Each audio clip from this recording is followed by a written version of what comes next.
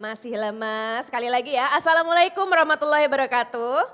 Waalaikumsalam warahmatullahi wabarakatuh. Terima kasih teman-teman yang sudah hadir pagi hari ini. Senang sekali saya Hana Farid dari Modestock bisa menemani pagi ini sekaligus belajar. Teman-teman di sini udah pada sarapan? Udah pada sarapan? Udah pada siap belajar tentang designing an effective and impactful business. Wah, berat banget ya kedengarannya. Emang mendesain bisnis yang bisa berimpact baik dan juga efektif itu yang seperti apa? Kita akan belajar sama 3 narasumber kita. Tentunya saya nggak akan sendirian karena tadi saya di belakang udah ngobrol-ngobrol dan banyak wow gitu ya. Nggak sabar banget buat pengen dibagikan sama teman-teman Modestock di sini. Saya nggak akan sendirian, saya akan bersama Pandu Rosadi, CEO dari Miranda Moda, boleh. Ada juga Najla Bishir, Assalamualaikum Allah. Dan juga Gufron Mustaqim, CEO dari, kok tiba-tiba lupa aku, Evermost. Evermost. Assalamualaikum. Boleh. Aku di sini aja. Nah, di sini nih kita tadi ngobrol-ngobrol yang efektif bisnisnya dan juga impactful itu bisnisnya dari mana sih? Harus dari orangnya dulu, finance-nya dulu, distribusinya dulu. Nah, yang sekarang akan kita bahas sistem distribusinya dulu nih. Jadi bagaimana produk-produk kita sampai dan terlihat di audiens dengan cara yang tepat gitu. Karena kita nggak mau, kita udah capek-capek, udah ngurusin produk bagus-bagus, ternyata produknya nggak kelihatan. Atau ternyata customer yang selama ini mencari produk kita nggak pernah tahu tentang produk kita gitu. Jadi pagi hari ini kita akan ngobrol-ngobrol, kenapa dari fashion tiba-tiba ada ala. Nah, karena kita yakin bisnis makanan sistem-sistemnya bisa kita pelajari untuk bisa diaplikasikan dalam industri fashion. Nah, nanti kita telusuri lebih lanjut lagi dan gimana sih Evermost bisa mendukung usahanya teman-teman dalam memberikan bisnis yang efektif dan juga yang impactful. Kita langsung serahkan sama Mas Gufron. Halo, selamat pagi Mas Gufron dari Bandung ya. Ini ada mic-nya lagi? Ada. Oke, aman. Dan pagi Mas Gufron. Pagi. Ini mungkin beberapa ada yang udah tahu tentang Evermost belum? Belum. Halo Intan, halo Atina. Boleh silakan di sini. Nah, ini dari Vanilla Hijab. Senang sekali bisa ikutan ngobrol juga di sini. Nah, terus Mas Gufron Evermost dari Bandung, banyak aja dari Jakarta. Ya. Kalau Pandu dari Tangerang. Banten. Tapi kita bakalan kenalan dulu sama Evermost dan bagaimana Evermost bisa membantu usahanya teman-teman. Materinya udah langsung bisa disiapkan? Oke, monggo Mas Gufron. Ya, terima kasih. Assalamualaikum warahmatullahi wabarakatuh. Waalaikumsalam warahmatullahi wabarakatuh. Senang sekali bisa ada di sini di hadapan teman-teman semua menemani Mas Pandu, menemani Mbak Najla, ditemani Mbak Hana juga. Ke teman-teman yang penggerak brands, berbagai macam modest brands dan juga mungkin fashion enthusiast seperti itu. Nah, Evermost ini ya saya Gufron Mustaqim, CEO dari Evermost, pengen ngobrol dan pengen memperkenalkan diri kami dan juga layan-layan kami sehingga mungkin bisa kita membantu brand dari teman-teman sekalian gitu. Jadi sedikit konteks apa itu Evermost. Evermost itu adalah sebuah retail enabler and value chain enabler startup gitu. Jadi perusahaan kami bergerak untuk membantu brand-brand lokal Indonesia untuk sukses pemasarannya dan sukses value chain-nya. Nah, apa yang kita sebut sebagai sukses pemasarannya, jadi ketika brand itu bergabung di dalam ekosistem Evermost, kita memiliki beberapa jalur sales channel. Apa yang kita miliki, yang pertama adalah reseller, yang kedua adalah online, di mana kita menyediakan marketplace enabler. Lalu yang ketiga adalah offline. Jadi kita punya omni-channel sales and distribution, karena kita percaya bahwa brand-brand di Indonesia ini hanya akan menjadi besar apabila mereka ini omnipresent. Omnipresent ini gampang ditemukan oleh konsumen. Nah. Dan untuk gampang ditemukan oleh konsumen itu harus omni-channel. Tidak boleh online saja, tidak boleh offline saja, tidak boleh hanya reseller ke komunitas saja, tapi harus omnichannel. Dan itu adalah syarat untuk brand itu berkembang Dari brand artisan menjadi brand yang menengah sampai menjadi yang besar. Harus omnipresent dan untuk omnipresent harus omnichannel. Nah itu yang kita support. Kita membantu brand-brand untuk bisa punya omnichannel sekaligus akhirnya bisa omnipresent. Nah saat ini kita memang fokusnya membantu brand-brand yang bergerak di bidang fashion, terus kemudian herbal, perlengkapan ibadah, lalu juga brand-brand kecantikan. Gitu. Jadi apabila saudara teman-teman di sini punya brand-brand tersebut, itu kita bisa nemukan cara apakah kita bisa membantu di aspek itunya. Insya Allah bisa gitu. Nanti ada proses kurasi yang dilewati. Nah itu aspek yang pertama, Evermost as a retail enabler. Jadi kita membantu agar teman-teman semua para brand owner sukses secara retail presence. Yang kedua, kita juga value chain enabler. Apa itu value chain enabler? Jadi ini berangkat dari sebuah fenomena di mana ketika brand itu semakin berkembang, omsetnya semakin tinggi. Nah biasanya brand-brand kadang-kadang mentok nih, brand-brand mentok. Mentoknya kadang-kadang ketidakpastian raw materials atau bahan, atau karena masalah production, atau masalah keuangan gitu. Nah biasanya brand-brand sebenarnya marketnya udah bagus, brandnya dapat tetapi akhirnya agak mentok karena value chain aspek yang kurang scalable tadi. Makanya kita Evermost juga membantu dari sisi value chain enabler. Makanya di Evermost ini pertama kita menyediakan jasa untuk material sourcing. Jadi untuk sourcing bahan-bahan tapi saat ini kita sedang fokusnya di fashion gitu, jadi kain dan lain sebagainya. Termasuk Ria Miranda sedang eksplorasi untuk itu juga ya. Untuk kemudian sourcing, intinya meleverage Evermost untuk membantu dari sisi sourcing material. Lalu yang kedua adalah production, kita punya cloud manufacturing, jadi punya dalam tanda kutip kita punya pabrik-pabrik kerjasama dengan strategic partners. Ria Miranda juga sedang eksplorasi untuk itu, apalagi menghadapi lebaran tahun depan gitu. Lalu yang ketiga adalah gudang.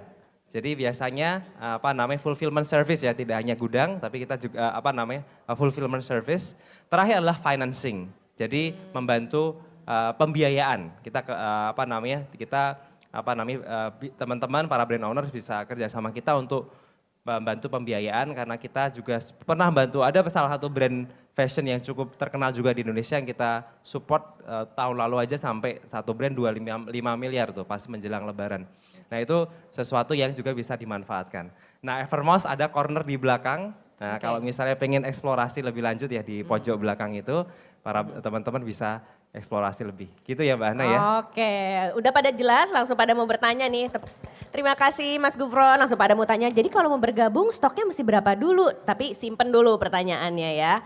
Dan bagaimana cara bergabung dengan Evermost? Kita simpen dulu apakah pertanyaan-pertanyaan itu bisa ditanyakan nanti setelah sesi kita ngobrol hari ini. Nah ini tadi kita udah ngobrol Evermost mulai dari masalah sourcing bahannya sampai dibantu disebarkan sampai keterlihatannya bisa di mana-mana ya, omni channel tadi ya. Nah, kalau sekarang belajar dari brand-brandnya nih yang keterlihatannya udah di mana-mana. Kita pengen tahu dulu nih ceritanya Najla. Halo La. Hai, halo. Halo, jadi udah dari 2016. Betul. Awalnya dari dapur sendiri katanya ya. Masak-masak sekarang karyawannya udah sekian ribu. Enggak, belum. Sekian ratus ya. Sekian ratus. Amin. Itu awal mulanya gimana tuh dari 2016? Oke, awal mulanya aku ibu rumah tangga. Habis melahirkan anak ketiga, belum tahu arahnya kemana. Kebetulan aku nikahnya kawin muda ya, aku nikah umur 19 tahun. Jadi aku ngerasanya tuh saat itu hidup aku tuh beranak pinak aja. Hamil, ngelahirin lagi, hamil, ngelahirin lagi. Hamil, ngelahirin lagi sampai 3 kali. Nah di situ aku ngerasa kayak, aku mau bikin sesuatu gitu ya. Kok teman-teman aku pada meeting di SCBD, pada jalan-jalan ke sini, pada apa. Kok aku ngurusin popok, apa setiap hari. Itu bukan sesuatu yang jelek, itu sesuatu yang bagus. Tapi aku pengen punya sesuatu. Saat itu ya? Saat itu. Keinginan yang kuat, soal emang secara akademis, aku tuh kompetitif banget dari SD SMP gitu ya. SD kalau nggak ranking 1, kalau nggak ranking 2 tuh aku bisa nangis guling-guling. Wow. Aku nggak tahu itu bagus apa jelek, tapi aku tuh dulu begitu. Jadi kayak aku ngerasa rasa itu ada lagi saat itu. Nah, pas aku habis melahirkan anak ketiga dan kebetulan aku kuliahnya hukum ya. Tapi aku merasa sangat terhukum saat itu. Jadi aku emang gak passionate banget di situ. Akhirnya aku punya skill yang aku ceritain tadi dari nenek aku.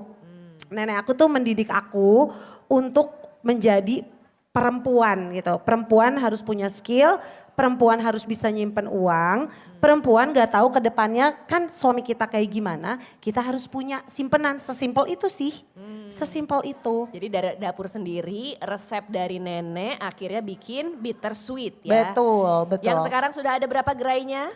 Kita on the way 17 gerai yang offline, 30 gerai online, cloud kitchen.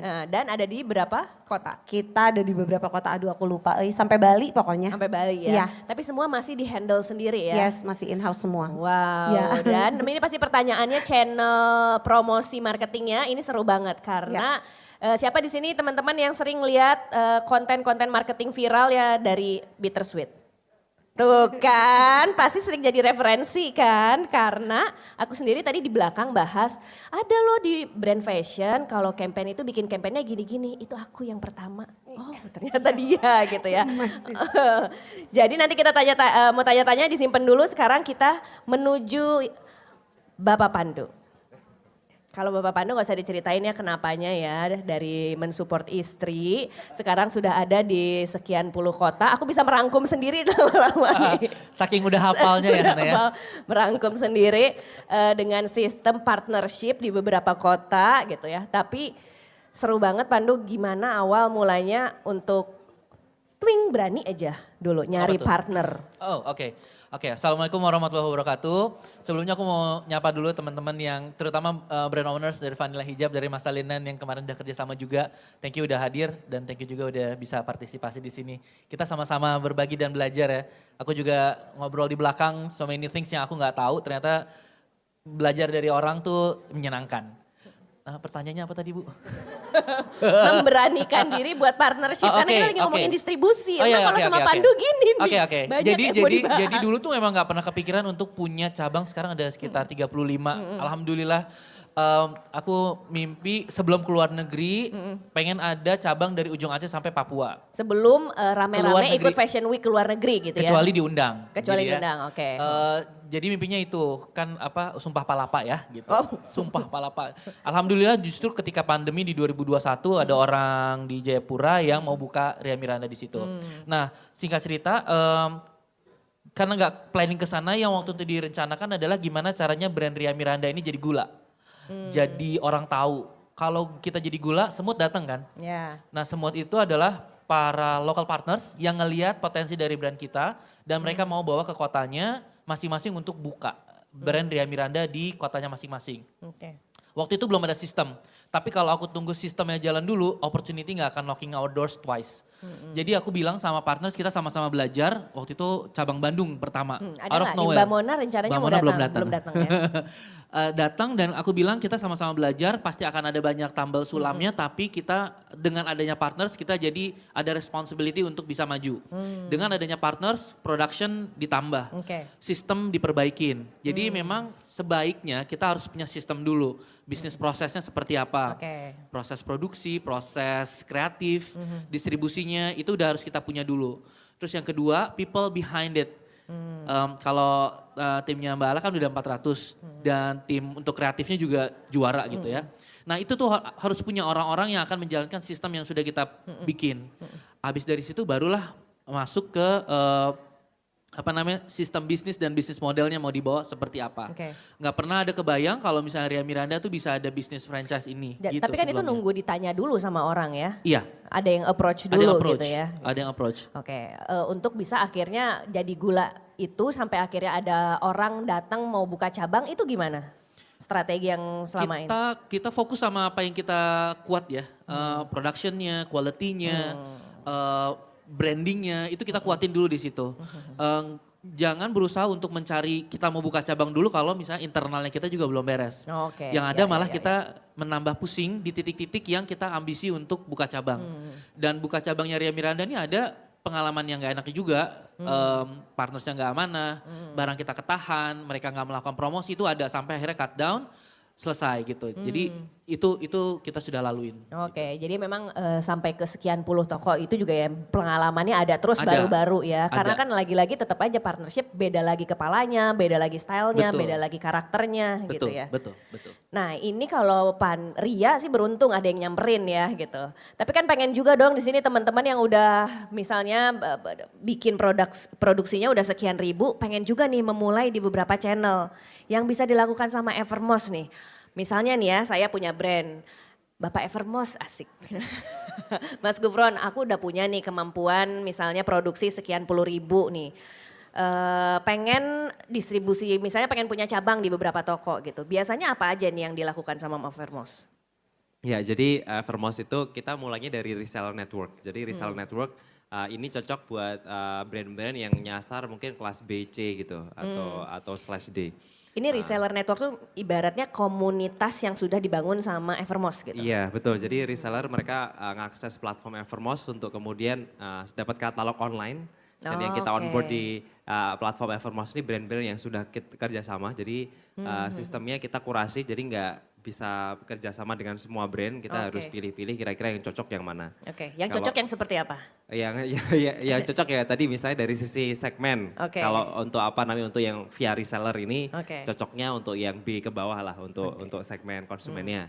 Lalu kemudian tentu dari sisi kualitas, dari komitmen brandnya untuk stok misalnya kayak gitu harus ada. Oke. Dan tentu mau tumbuh bareng karena brand juga harus invest dari sisi knowledge ke para reseller kita. Jadi harus ada berbagai macam activation yang dilakukan. Kalau gitu apa bedanya Evermost sama e-commerce? Kan tetap aja kita masukin produk kita sekian puluh ribu ke platform sama kayak e-commerce.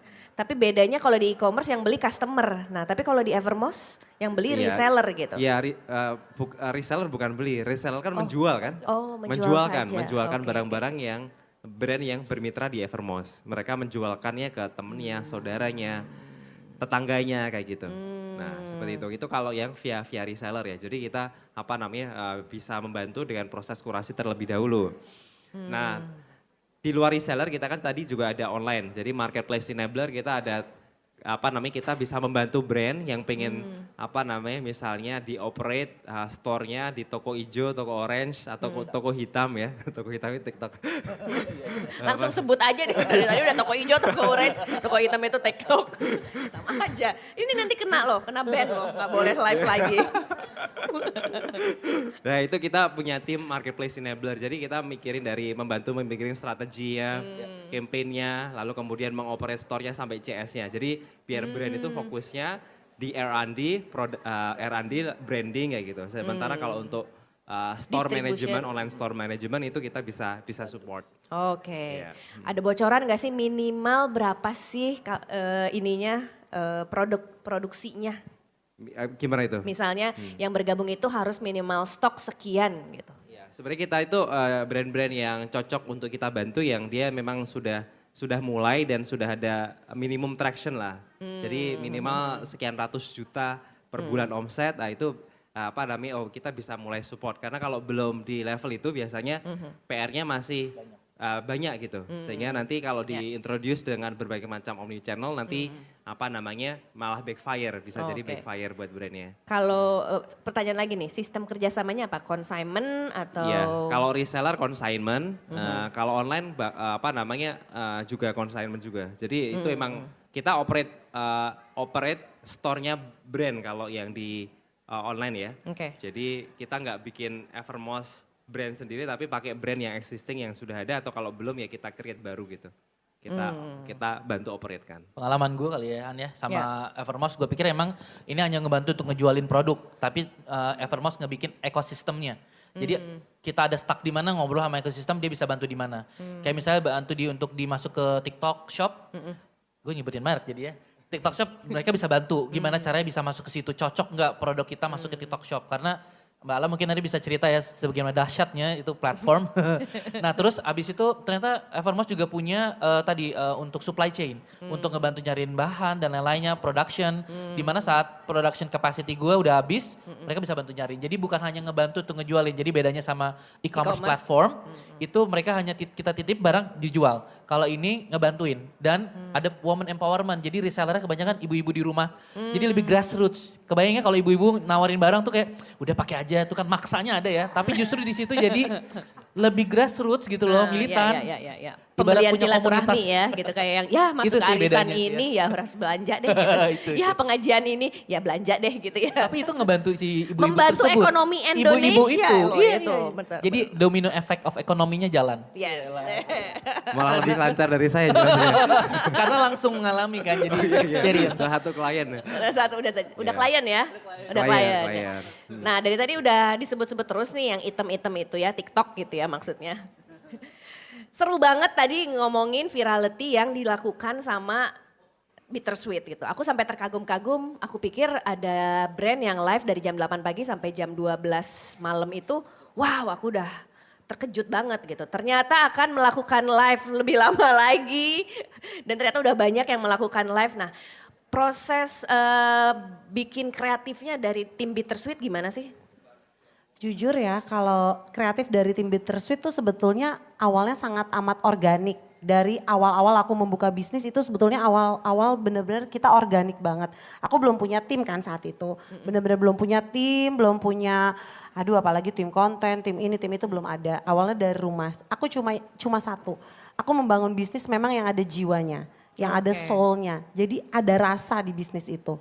Karena beda kan, kalau bisnis yang emang nggak ada rasanya sama ada rasanya tuh beda. Kita lebih total, kita lebih Lebih pakai mindful, hati lebih gitu ya? pakai hati, lebih kerasa nih ada nih si Najlanya. Karena kita tuh ngebangun bisnis Bittersweet itu bukan kayak brand sama customer. Kita membangun bisnis Bittersweet itu kayak bestie sama bestinya. Karena pasar kita mungkin beda kali ya, pasar kita nge-reach di pasar 14, 7 malah sekarang. 7 sampai 35 tahun. Itu pasar yang kita reach. Jadi kita benar-benar harus tahu positioning kita ada di mana dan gimana cara kita menyampaikan pesan yang ada dari Bittersweet ini ke audience, ke customers. Gimana itu caranya? Biar rasanya tuh sampai gitu lewat makanan tuh gimana kalau caranya Jujur, Bittersweet? kalau Bittersweet itu caranya storytelling. Kita bercerita. Karena menurut research kita, audiens kita senang banget didongengin. Senang banget diceritain. Senang banget dikasih tahu apapun gitu. Kita kasih tahu. Jadi kita sebagai brand itu, kita nggak melulu kita bilang bahwa kita brand yang sempurna. Kita nampakin juga ke sosial media di saat kita gagal. Di saat kita salah. Aku mau cerita sedikit boleh nggak? Boleh. Waktu kita launching caramel layer tuh sekitar 2 bulan lalu, itu tuh kita sempet banget yang namanya ada hujatan-hujatan yang karamelnya itu kurang. Katanya, Kata netizen. banyak yang bikin kayak video TikTok nih, kayak aduh karamelnya dikit banget nih, dikit banget. Tapi kita nggak berhenti sampai situ, kita nggak diem. Kita menanggapi, kita mendengar dengan video. Kita bikin video juga, kita bikin. Oh gitu ya, aku minta maaf banget kalau karamelnya emang sedikit. Kalau gitu sekarang aku tambahin ya, kamu bisa cobain lagi karamel aku yang banyak. Aku mohon maaf kalau memang kalian merasa karamelnya sedikit. Kita mengakui kalau kita mungkin kurang gitu, bukan diem. Kita benar-benar ngomong. Akhirnya apa? Videonya viral, viewsnya 10M, 10M, 10M yang pas caramel layer itu bisa kalian lihat. Dan produknya best seller sampai sekarang. Jadi dibalik kegagalan, mereka tuh mau terima kita apa adanya sebetulnya selama kita membenahi gitu. Kita ngomong, kita ajak mereka jadi bagian berkembangnya kita. Gitu. Jadi di dunia sosial media di mana semuanya kesannya dituntut harus sempurna, justru ini saatnya kita memperlihatkan sisi ketidaksempurnaan kita ya. Kalau aku sih senatural itu, seorganik itu dan kita kalau salah kita minta maaf. Kayak video yang kertas itu kita ada video minta maafnya. Oke, maaf banget ya aku ngerasa salah banget ini dengan seperti itu gitu. Aku gak bakal ulang lagi dan itu malah impactnya bagus buat kita gitu. Kayak lo gak ngerasa brand yang sempurna gitu, lo punya salah juga gitu sih. Gitu, itu story setiap bulannya ya. Jadi virality-nya itu berawal dari mengakui kesalahan gitu ya. Sebetulnya awalnya sih nggak itu. Sebetulnya Banyak juga virality-nya ya aku juga nggak tahu. Sebetulnya aku nggak gila-gila viral di viral-viralin sebetulnya awalnya. Kayak ya tiba-tiba aja muncul di Twitter. Awal mulanya ceritain dong awal mulanya viralnya Bittersweet. Itu kolaborasi sama Cadbury sih, kolaborasi sama Cadbury. Mungkin ada beberapa segmentasi yang merasa mungkin harga Bittersweet itu mahal. Abis itu mereka membuat sebuah petisi gitu, sebuah petisi yang berisi turunkan harga Bittersweet gitu. Dan itu viral di TikTok. Nah aku bingung, aku launching Cadbury, kok antriannya gila banget, ada apa kak viral di TikTok trending 1. Aku bilang kayak, gimana? Untuk saat itu belum ada punya pikiran untuk membuat viral secara tidak organik karena belum ada biayanya juga gitu. Mendingan gue tambah produksi, tambah oven, tambah beli coklat dan lain-lain gitu.